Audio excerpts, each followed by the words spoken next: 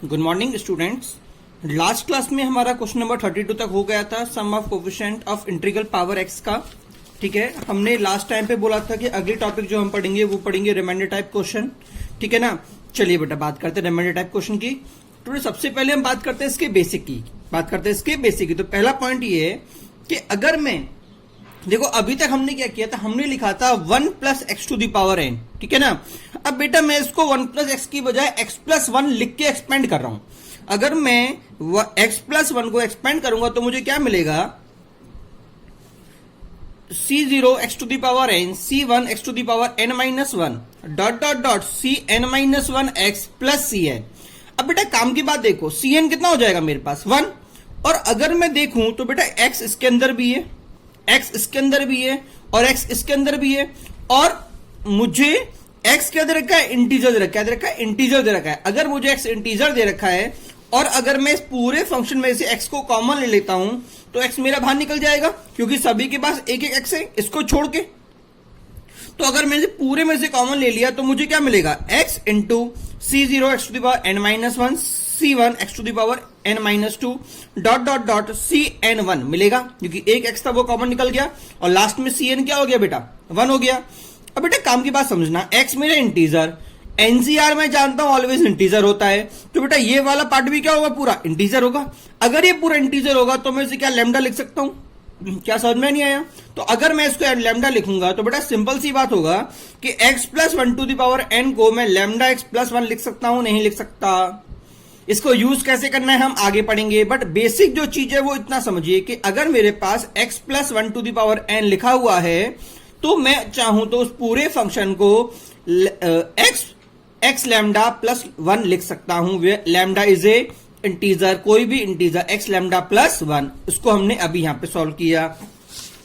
अब जरा काम की बात समझना, इसका मतलब जनरल वे में क्या है बेटा, इसका मतलब क्या है बेटा, अगर मेरे पास 1 minus x to the power n होता तो मेरे पास इस बार एक्सपेंशन को चाहिए बोलता nc0 x to the power n minus, मतलब अल्टरनेट होता 1 प्लस 1 माइनस 1 प्लस 1 माइनस। ठीक है, तो सिमिलर वे में जैसे उसके अंदर से मैंने इससे एक टर्म पहले से n को x को कॉमन लिया था तो इस बार भी x को कॉमन ले सकता हूं, और बच्चे को जो टर्म है वो सभी फिर से क्या होंगे, इंटीजर, क्योंकि बेटा जो मेरे पास टर्म आएंगे वो ऐसे ही तो आएंगे, बस इधर नेगेटिव प्लस माइनस अल्टरनेट हो जाएगा। और अगर प्लस माइनस अल्टरनेट हो जाएगा तो इंटीजर प्लस माइनस इंटीजर भी क्या होता है, इंटीजर होता है। मतलब मैं इस केस में भी क्या ले पाऊंगा, इसको लैम्डा ले पाऊंगा, लैम्डा। बट बेटा इस केस में कॉन्सेप्ट क्या हो जाएगा, यहाँ पे अलग सी चीज, जो minus 1 to the power n cn था, जब ये मेरे पास प्लस था उस टाइम पे बेटा ये ऑलवेज प्लस था, बट अगर ये नेगेटिव हो गया तो बेटा ये minus 1 to the power n हो जाएगा। और अगर ये minus 1 to the power n हुआ तो बेटा ये n के अकॉर्डिंग खुलेगा। अगर n मेरा इवन होगा, ऑड होगा, तो मुझे मिलेगा लैम्डा x माइनस 1। अगर n मेरा इवन होगा तो मुझे मिलेगा लैम्डा x प्लस 1। क्लियर हुआ नहीं हुआ? अगला पॉइंट देखिए, पॉइंट थर्ड क्या बोलता है बेटा, x to the power n minus y to the power n is always divisible by x minus y for n belongs to natural number. बेटा सभी नेचुरल नंबर के लिए n बिलोंग नेचुरल नंबर के लिए ये जो टर्म होती है ये x माइनस y से ऑलवेज डिविजिबल होती है।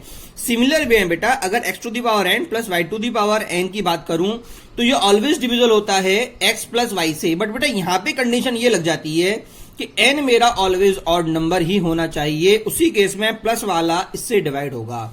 नेगेटिव वाले के लिए ऑलवेज ट्रू होता है, प्लस वाले के लिए कब होगा, जब n क्या होगा बेटा, मेरे पास ऑड नंबर होगा। अब अगला पॉइंट देखिए, फिफ्थ पॉइंट। बेटा देखो जो अभी हमने देखा था इस बार हम फिर से वही देख रहे हैं, बट थोड़ा सा एक कदम आगे बढ़ के देखो। यहां तक बेटा आपके 90% क्वेश्चन हो जाएंगे, ठीक है ना, बट कुछ क्वेश्चन थोड़े आगे बढ़ जाते हैं, तो उसका बेसिक कॉन्सेप्ट मैं अभी समझा देता हूं आपको। देखो जैसे हमने पिछले क्वेश्चन में लिया था, हमने x तक टर्म को कॉमन लिया था। कहां तक लिया था बेटा, x तक कॉमन लिया था। बट इस बार मैं क्या कर रहा हूं बेटा, बजाय x के x स्क्वायर कॉमन लूंगा, तो यहां से तो x स्क्वायर कॉमन आ नहीं सकता, कहां से आएगा, इससे एक टर्म और पहले पकड़ लू।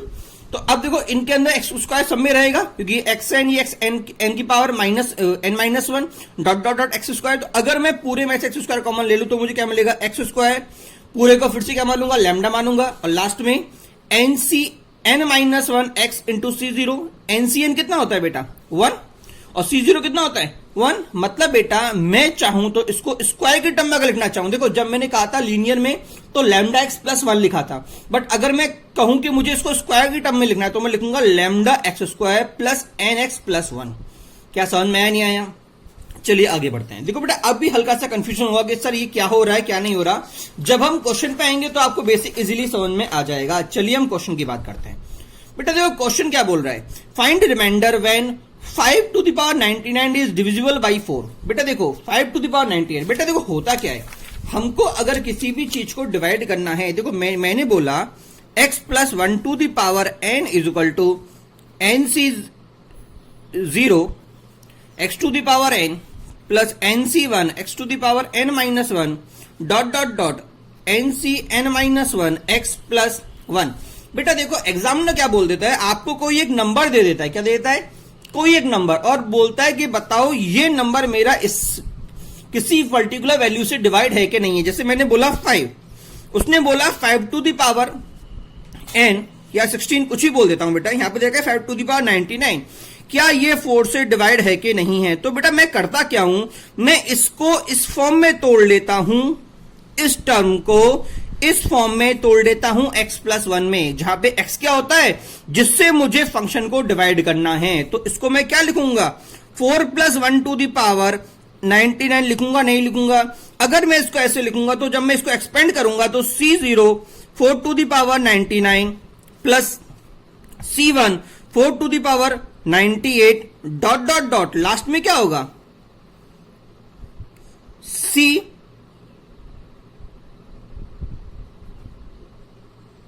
98 4 प्लस C99 होगा नहीं होगा। तो बेटा मेरे पास था 5 टू द पावर 99, मैंने उसको तोड़ा 4 प्लस 1 में, जैसे 4 प्लस 1 में तोड़ा मेरे पास ये एक्सपेंशन खुल गया। तो बेटा आप ध्यान से देखना इस पूरे एक्सप्रेशन में क्या 4 कॉमन आ रहा है क्या, और अगर इस 4 इस पूरे एक्सप्रेशन में से कॉमन आ रहा है मतलब 4 इन पूरे एक्सप्रेशन को डिवाइड कर देगा, और अगर 4 इस पूरे एक्सप्रेशन को डिवाइड कर देगा तो मेरा रिमाइंडर क्या बचेगा, जो बेटा मेरे पास आखिरी टर्म होगी। क्या समझ में नहीं आया? इसी वजह से जो हमने भी कॉन्सेप्ट पढ़ा था वो सीधे पढ़ लिया था कि x टू द पावर 1 में से पूरे में से इसको मैंने लैम्डा x प्लस 1 लिख दिया था, तो इसको मैं क्या लिखूंगा 4 लैम्डा प्लस 1 लिखूंगा। और अगर ये बेटा मेरे पास 4 लैम्डा प्लस 1 है तो देखना जरा, अगर ये मेरे पास 4 लैम्डा प्लस 1 है और अगर मैं इसको 4 से डिवाइड करूंगा, किससे डिवाइड करूंगा पूरे फंक्शन को 4 से डिवाइड करूंगा, तो बेटा रिमाइंडर क्या बचेगा मेरे पास ऑलवेज 1 बचेगा। देखो ये तो पूरा डिवाइड हो गया, रिमाइंडर कितना बचा 1। क्या सभी को समझ में आया नहीं आया? चलिए आगे देखते हैं। बेटा देखो क्वेश्चन मेरे पास दो तरह के आते हैं, या फिर तो प्लस में या फिर तो टर्म इससे कम होगी या एक ज्यादा होगी। इस बार क्या बोल रहा है बेटा, पहले पूछा था 5 को 4 से डिवाइड करने पर, इस बार बोल रहा है 5 को 6 से डिवाइड करने पर। और मैंने कहा था जिससे डिवाइड करना है मतलब ये मेरा x है, क्या है x, जिसको मुझे कॉमन लेना है, तो मुझे इसको भी इसी के टर्म में तोड़ना पड़ेगा। तो ये क्या हो जाएगा 6 माइनस 1, क्या हो जाएगा 6 माइनस 1 टू द पावर 99। अब बेटा देखो नेगेटिव वाला केस आ गया, क्या कौन सा केस आ गया नेगेटिव वाला। तो मैंने कहा था नेगेटिव में n की इंपॉर्टेंस होती है, अगर n मेरा ऑड तो इधर नेगेटिव खुलेगा, याद है lambda x plus 1 lambda x minus 1, अगर n नेगेटिव तो लैम्डा एक्स माइनस 1, और अगर n इवन अगर n ऑड तो लैम्डा एक्स माइनस 1, और अगर n इवन तो लैम्डा एक्स प्लस 1। अब इधर n क्या है बेटा मेरे पास ऑड है, तो क्या ये कैसे खुलेगा 6 लैम्डा माइनस 1 खुलेगा, नहीं खुलेगा। और अगर ये 6 लैम्डा माइनस 1 खुलेगा तो मुझे ये टर्म अपॉन ये आ गया। तो बेटा जब मैं इस टर्म को 6 से डिवाइड करूंगा, देखो बच्चे गलती कर देते हैं, कहते हैं कि सर इसको डिवाइड करूंगा 6 से, तो 6 से 6 एक बार तो डिवाइड हो गया, रिमाइंडर बच गया मेरे पास -1। बेटा ध्यान रखना रिमाइंडर कभी भी नेगेटिव नहीं होता, रिमाइंडर ऑलवेज पॉजिटिव होता है, तो रिमाइंडर कभी भी नेगेटिव में नहीं आ सकता। तो देखो सिंपल जो टेक्निक हम यूज करते हैं, इस रिमाइंडर को पॉजिटिव करने के लिए जो टर्म नीचे थी उसको मैं प्लस और माइनस कर देता हूं, तो माइनस वाली इधर और प्लस वाली इधर, तो काम की बात समझ। देखो पूरे में से इस पूरे में 6 कॉमन आ गया, आया नहीं आया, और इधर क्या बचा 5, ये पूरा टर्म 6 से 5 से डिवाइड हो गया, 6 से डिवाइड हो गया, मुझे रिमाइंडर क्या मिल गया 5। क्या सभी को समझ में आया नहीं आया? बेटा ये तो general division, general expansion, general method. But बेटा अगर हम इतना भी ना करें, सीधी बात करें, थोड़ा कॉमन सेंस लगाने, कॉमन सेंस क्या बोलता है कि अगर कभी भी मेरा रिमाइंडर नेगेटिव आ रहा है, क्या आ रहा है रिमाइंडर अगर कभी मेरा नेगेटिव आ जाए तो क्या करो, उस रिमाइंडर से जिसको भी मुझे डिवाइड करना है उसको इससे ऐड कर दो, जो बचेगा वही मेरा आंसर होगा। जैसे इधर बचा था -1 और मुझे पूरे फंक्शन को 6 लैम्डा को 6 से डिवाइड करना था, तो क्या करो, अपने नेगेटिव रिमाइंडर को जिससे मैं डिवाइड कर रहा हूं उससे ऐड अप कर दो। तो मुझे 6 - 1 क्या हो गया, 5। हमारा आंसर यही आया था। देखिए क्या समझ में नहीं आया। अब अगला क्वेश्चन देखिए। अब अगला क्वेश्चन थोड़ा सा आगे बढ़ के बेटा, अगला क्वेश्चन क्या बोल रहा है, 99 to the power divided by 12। देखो मैंने पहले भी कहा था कि मुझे खेलना है, इसको उस तरह तोड़ना है कि ये मेरा x बन जाए या x का मल्टीपल बन जाए, क्योंकि मैं इसको x कॉमन ले रहा हूं, ठीक है ना। अब काम की बात क्या है बेटा, अगर ऐसा कभी भी आता है तो देखो ध्यान रखना, मुझे इसको इस तरह से तोड़ना है कि जो भी मेरे पास कूट के टर्म आए ना वो इसकी रिश्तेदार हो। किसकी रिश्तेदार हो, इसकी रिश्तेदार हो। इसकी रिश्तेदार से मतलब इसका मल्टीपल हो, क्योंकि मैंने कहा था मैं इसको लिखूंगा, मेरे पास जो 5 टू द पावर 99 है, मैं इसको लिखूंगा लैम्डा 4 लैम्डा प्लस 1 या 6 लैम्डा -1। तो बेटा ये जो है ना, ये देखो इसको मैं ये कब यूज किया था, जब मैं 4 से डिवाइड कर रहा था। ये कब यूज किया, जब मैं 6 से डिवाइड कर रहा था। तो अगर मुझे 12 से डिवाइड करना है, अगर मुझे किससे डिवाइड करना है बेटा, 12 से डिवाइड करना है, तो बेटा मुझे इसको 12 लैम्डा -1 करना पड़ेगा। अगर 12 नहीं हो पा रहा तो बेटा मैं इधर कुछ ऐसी वैल्यू रखूंगा जो इसका मल्टीपल हो, जैसे कि 24, 36, 48, क्योंकि अगर 48 लैम्डा -1 है तो देखो ये टर्म क्या 12 से डिवाइड हुई कि नहीं हुई। तो बेटा मुझे इसको इस तरह से तोड़ना है, इस फंक्शन को इस तरह से तोड़ना है कि वो जो टर्म हो वो इसकी रिश्तेदार हो, इसका मल्टीपल हो। क्या समझ में आया नहीं आया। अब तोड़ने का तरीका सीखो। देखो बेटा मैं जानता हूं कि इधर हम खेल रहे हैं पावर से, इधर हम खेल रहे हैं पावर से, तो 5 की कौन सी पावर ऐसी होगी जो +-1 करने पे 16 12 का रिश्तेदार बन जाए। कौन है, देखो 12 × 2 24 होता है, और 25 स्क्वायर कितना होता है, 5 स्क्वायर कितना होता है 25। 24 और 25 में कितना डिफरेंस है, सिर्फ 1 का। तो मेरी काम की टर्म क्या है बेटा, 5 स्क्वायर। काम की टर्म क्या है बेटा, 5 स्क्वायर। बट 5 स्क्वायर में अब भी नहीं ले सकता, क्यों, पावर क्या है बेटा मेरे पास, ऑड। तो पहला काम तो इसको इवन बनाओ। कैसे, मैंने 5 को अलग से पटक दिया। अब ये क्या आ गया 98। अब 98 को मैंने 2 को अलग तोड़ लिया, बाकी 49 अलग हो गया। अब ये कितना हो गया बेटा 25। मुझे चाहिए 12 के लिए, तो मैं क्या लिखूंगा 25 को 24 + 1, क्या लिखूंगा 24 + 1 टू द पावर 99। अब इसको ये क्या हो गया, वही हो गया ना, x + 1 टू द पावर 99। इसका एक्सप्रेशन क्या था, x लैम्डा +1, तो ये कितना हो जाएगा 24 लैम्डा +1। होगा नहीं होगा। और अगर बेटा मैं इस पूरे को इससे 5 को मल्टीप्लाई करूंगा, तो 5 को मल्टीप्लाई करते देखो ये मल्टीप्लाई हो जाएगा, तो मेरे पास कितना है, ये तो आएगा 120 डिवाइडेड बाय 12, तो 10 लैम्डा, और अंदर क्या चला जाएगा 5, तो 5/12। तो बेटा रिमाइंडर यहां पे क्या बचा 5। बेटा ध्यान रखना, बच्चे गलती करके रिमाइंडर 1 बोल देते हैं, बल्कि जो मुझे बाहर मल्टीप्लाई में दे रखा है पहले मैं उसे मल्टीप्लाई करूंगा, उसके बाद जो बचेगा वो मेरा क्या होगा, रिमाइंडर होगा। क्या सभी को समझ में आया नहीं आया। अगला क्वेश्चन सेम टू सेम बात है, यही चीज होगी। इस बार मैंने बजाय 12 की क्या पूछ लिया 13 के, फिर 13 की बात करूंगा तो फिर से इसके रिश्तेदार होने चाहिए, तो इसका रिश्तेदार 25 में +-1 कौन सा रिश्तेदार आ रहा है, -1 पे आ रहा है। देखो 26 आ रहा है, 25 इससे निकलेगा, 26 इसका वो आदमी, तो दोनों रिलेशन किसका है -1 का। तो मैं क्या लिखूंगा 26 - 1 टू द पावर 99। और ये कितना हो जाएगा 5 इंटू क्या हो जाएगा 5 × 26 लैम्डा -1 अपॉन 12। होगा नहीं होगा। तो देखो नेट आंसर क्या आएगा बेटा मेरे पास नेट आंसर क्या आएगा बेटा, मेरे पास नेट आंसर आ जाएगा अगर मैं मल्टीप्लाई कर दूं 13/13।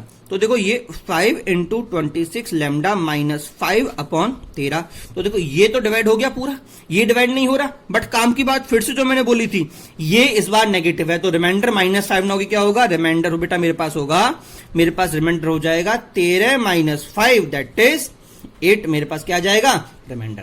क्या सभी को समझ में आया नहीं आया। चलिए अगले क्वेश्चन में चलते हैं।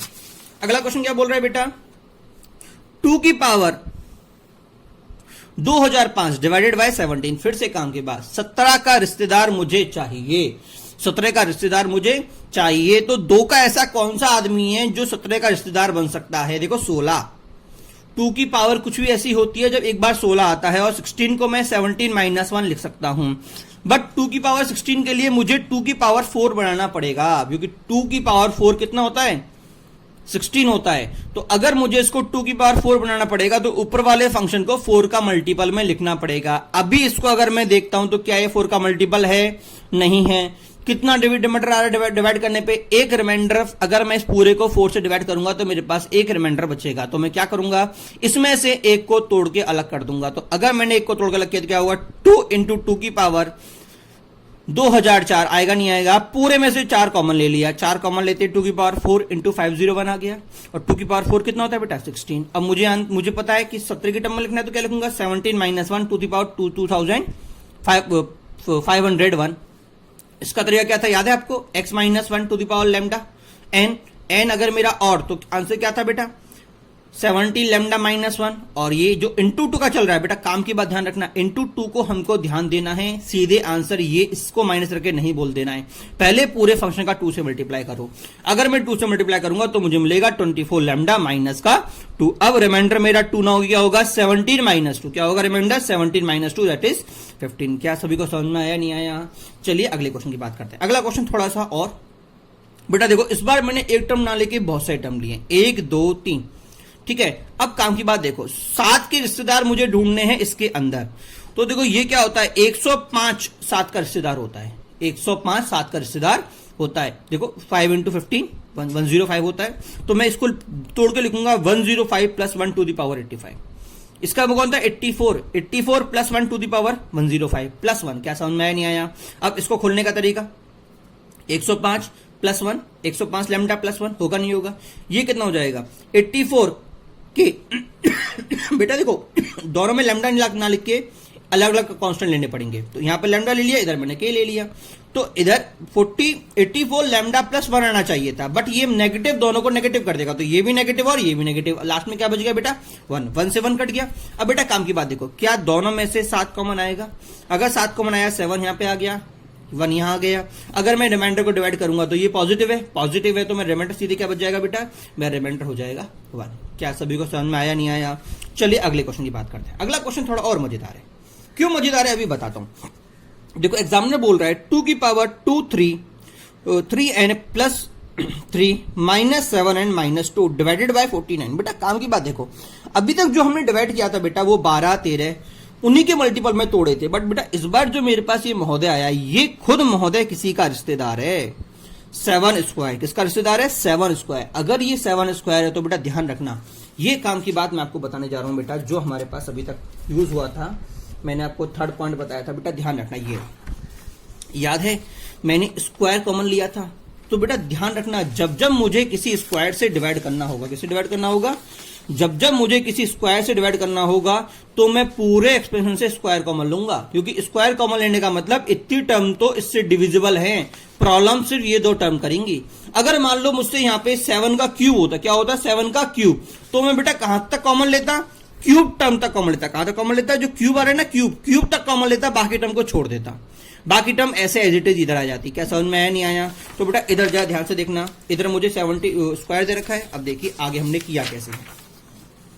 पहली बात तो ये 7 का स्क्वायर है, 7 का स्क्वायर का मतलब पूरा फंक्शन 7 में टूटेगा, तो 2 के रिश्तेदार, 2 का कौन सा रिश्तेदार जो 7 के अंदर आता है, तो 8 आता है। 2 की पावर क्यूब 8 होता है, तो इसमें से 3 कॉमन ले लूं, 3 कॉमन होते मुझे क्या मिल गया, मुझे ये मिल गया 2 की power n plus 1 minus 7n minus 2। कोई दिक्कत तो नहीं है? अच्छा अब देखो बेटा एक काम करते हैं, चाहो तो हम n प्लस 1 में भी ब्रेकअप कर सकते हैं, बट हम n के फॉर्मूला हमारे लिए याद है, n का, अगर n प्लस 1 लूंगा तो n प्लस 1 cn आ जाएगा, n प्लस 1, तो वो हमें याद नहीं है, तो क्या करूंगा, एक काम करते हैं, n को 8 को अलग हटा देते हैं, बाद में हैंडल करते रहेंगे। तो बेटा मैंने n में से एक 8 अलग हटा दिया, ये एक 8 आ गया, जो n प्लस 1 था ना, तो अगर मैं एक 8 अलग इंटू कर दूंगा तो यहाँ पे ओनली n रह जाएगा, ओनली n रह गया।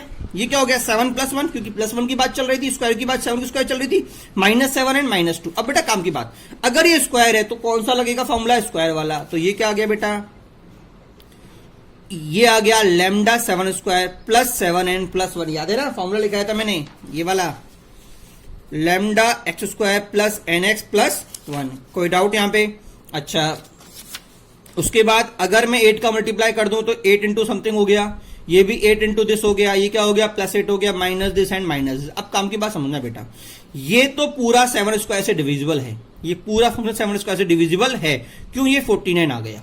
बट ये क्या डिविजिबल है क्या, इसको मुझे चेक करना है। काम की बात समझना, 8 इंटू 7 कितना होता है 86, 56 माइनस 7 कितना हो गया 49 एन, मतलब ये भी मेरा 7 इसको ऐसे डिविजिबल हो गया। आखिर में कौन बचा बेटा 8 माइनस 2, तो बेटा ये कितना आ गया 6, ये कितना आ गया 6।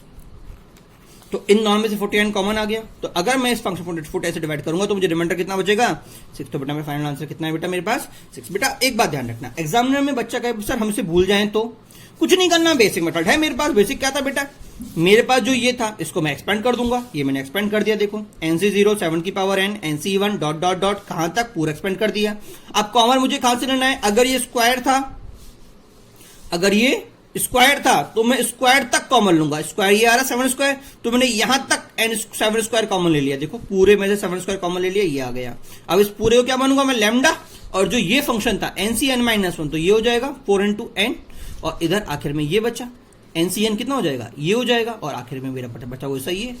क्या समझ में आया नहीं आया, अरे ये क्यों होगा, ये 1 था बेटा, ये 1 था और ये n था, बट मैं 8 से जब मैं पूरे का इंटू करूंगा, किससे इंटू करूंगा 8 से, तो यहां पे क्या आ जाएगा 8 आ जाएगा, इधर क्या आ जाएगा 8 आ जाएगा। क्या समझ में आया नहीं आया, कोई डाउट। अच्छा, और ये रिमाइंडिंग जो बचा हुआ था मेरा यहाँ पे जो इससे एडअप हो रहा था, ये फंक्शन एडअप हो रहा था ना, तो देखिए मुझे ये तो पूरा क्या मिल गया लैम्डा मिल गया, ये मेरा 56n हो गया, ये मेरा -7n हो गया, और दोनों का एंटर क्या हो गया 6 हो गया। अब देखो डिवाइड करते हुए मुझे फिर से आंसर क्या मिल गया बेटा, रिमाइंडर इज। क्या समझ में नहीं आया, तो अगर आपको याद है तो बहुत बढ़िया, अगर याद नहीं है तो बेसिक कॉन्सेप्ट क्या था बेटा, पूरे फंक्शन को पहले तो रिश्तेदार के टर्म में लिखो 7 + 1 टू द पावर n, उसके बाद उसको एक्सपेंड कर दो, एक्सपेंड करके जितनी पावर मुझे पूछा गया है, अगर 7 ओनली 7 पूछा गया है तो 7 तक कॉमन ले लो, 7 स्क्वायर पूछा गया तो 7 स्क्वायर तक कॉमन लो, 7 क्यूब पूछा गया तो 7 क्यूब तक कॉमन लो। चलिए बेटा अगले क्वेश्चन पे आते हैं।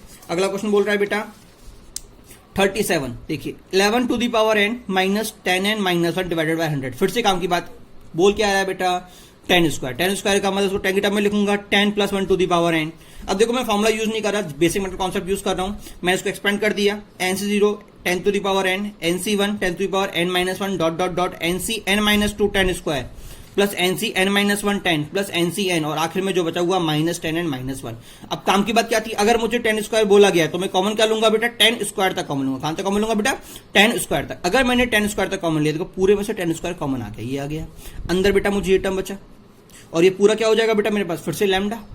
अब इधर जो बचा उसकी बात करते हैं बेटा, ये क्या होगा NC10, NCn-1 कितना होता है n, और ये 10 तो n10 होगा, ये कितना हो गया 1, ये -n, ये -1, तीनों बेटा क्या हुए मेरे कैंसिल आउट।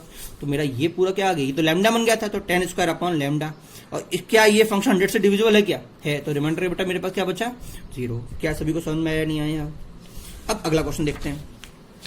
अगला क्वेश्चन क्या बोल रहा है बेटा, अगला क्वेश्चन बोल रहा है बेटा देखिए आपको ये फंक्शन दे दिया है, आपसे पूछा गया है डिविजिबिलिटी बाई 85। अब काम की बात बेटा 85 को डिवाइड, देखो ना तो ये किसी का स्क्वायर है, ठीक है, और 85 का मल्टीपल अगर मैं चेक करूं तो पागल हो जाऊंगा कि बहुत बड़ा नंबर है। तो बेटा काम एक बात ध्यान रखना, अगर कभी भी ऐसा फंक्शन है, देखो हमने एक चीज सीखी, पहली बात तो मेरे पास सीधे उसी फंक्शन का मल्टीपल आ जा रहा है, जैसे कि 5, 6, 12, 13 का हमने पढ़ा, ठीक है। सेकंड कॉन्सेप्ट हमने सीखा कि किसी भी नंबर का स्क्वायर आ गया, किसी भी नंबर का स्क्वायर आ गया, जैसे 49 आ गया था, जैसे क्या आ गया था 49 आ गया था और 10 आ गया था। अब अगला चीज देखो, मान लो कोई नंबर भी नहीं है, कोई स्क्वायर भी नहीं है, तो मैं क्या करूंगा बेटा, उसका कोई ये किसी ना किसी का मल्टीपल तो होगा। अगर ये मल्टीपल होगा तो मैं क्या करूंगा, मैं दोनों को चेक कर लूंगा। देखो ये किसका मल्टीपल है 17 और 5 का 17 और 5 का, तो मैं क्या करूंगा, मैं ये चेक कर लूंगा कि या क्या ये पूरा फंक्शन 17 से डिविजिबल है। फिर क्या चेक करूंगा, क्या ये पूरा फंक्शन 5 से डिविजिबल है। अगर ये पूरा फंक्शन 17 से डिविजिबल भी है और 5 से भी डिविजिबल है, मतलब अगर ये 17 और 5 दोनों से डिविजिबल है, तो बेटा ये दोनों के प्रोडक्ट से भी डिविजिबल होगा। क्या समझ में आया नहीं आया, क्लियर हुआ नहीं हुआ। तो सबसे पहले क्या करूंगा 17 चेक करूंगा, किससे करूंगा 17 से चेक। तो 17 से चेक करने का तरीका देखो बेटा। अब काम की बात देखूं तो 17 का बात देखूं तो इस पूरे फंक्शन में कोई भी 17 का रिश्तेदार मुझे नजर नहीं आ रहा। कोई आ रहा है क्या, नहीं आ रहा। तो मैं क्या करूंगा, देखो मैंने आपको थर्ड पॉइंट लिखाया था, याद हो तो, अगर आपको देखो ये x to the power n minus y to the power n और x to the power n plus y to the power n। अब काम की बात बेटा इधर देखना कि इस पूरे फंक्शन में देखो मेरे पास x to the power n type के क्वेश्चन दे रखे हैं, ऊपर मुझे n अननोन है। क्या है बेटा, n अननोन है, ठीक है, और 17 का कोई भी रिश्तेदार भी नहीं मिल रहा। तो बेटा थर्ड पॉइंट पे आओ, मैंने कहा ना वो गिने चुने पॉइंट है बेटा, उससे बाहर कोई भी क्वेश्चन आपको नहीं मिलेगा। तो अब देखिए मुझे चाहिए 17, 17 कैसे मिल सकता है? 25 माइनस 20 5 नहीं मिलेगा, 25 माइनस 7 8, कितना हो गया? 17, मिला नहीं मिला? और 8 माइनस 8 प्लस 3 कितना मिला? 17। मतलब अगर मैं इन दोनों को पेयर करूं और इन दोनों को पेयर करूं तो 17 मिल जाएगा। इसका मतलब मैं क्या बोलूंगा? मैंने इन दोनों को पेयर किया और इन दोनों को पेयर किया। अब देखो ये किससे डिविजिबल है? 25 माइनस 8 17 डिविजिबल है, और ये भी किससे डिविजिबल है?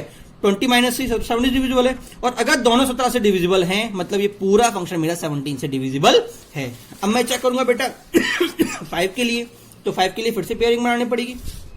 तो क्या होगा? 25 माइनस 20 5 आ गया, 8 माइनस 3 5 आ गया, तो मुझे तो बहुत इजी है। तो देखिए 25 माइनस 5, तो ये इससे डिविजिबल है और ये इससे डिविजिबल है, मतलब पूरा फंक्शन मेरा 17 और 5 से डिविजिबल है। इसका मतलब ये पूरा फंक्शन 85 से भी डिविजिबल है। क्या सभी को समझ में नहीं आया? अगला देखते बेटा, लास्ट 3 डिजिट डिविजिबल बाई। बेटा देखो, चलिए ये क्वेश्चन हम अगली क्लास से करते हैं, ठीक है? ओके बेटा, थैंक यू।